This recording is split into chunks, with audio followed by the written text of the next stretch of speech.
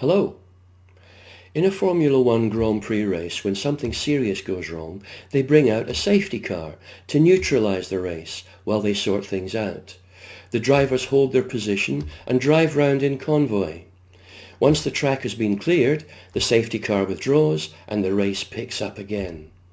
And there are so many times when I wish that being a Christian would be like that.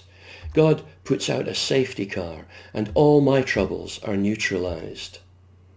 But from experience and reading the Bible, we know that following Jesus does not move us into some specially protected safety car zone where we can be immune to the stresses and strains and troubles of daily living. The Psalms that David wrote chart the ups and downs of his life, and his confidence in God shows through it all. David expresses his faith in God in the words of our verse today, Psalm 31 verse 15. He says, "My times are in your hands," and his trust allows him to add the prayer, "Deliver me from my enemies." It's a prayer from in the middle of the storm.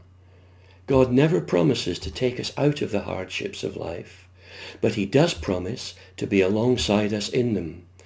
Being in God's hands is the safest place to be in time of trouble, because God's hands grip us and will not let us go. Jesus is quoted in John's Gospel saying, "No one can snatch them out of my Father's hand."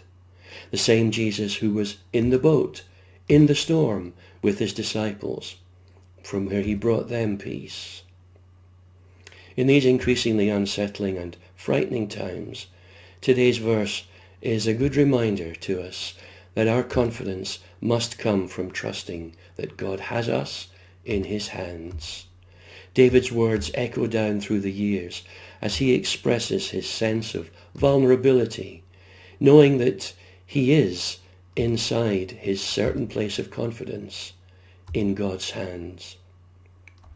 Lord, hour by hour, I place my days in your hand, safe from the hands out to get me. Our God is a great big God, and he holds us in his hands. Amen.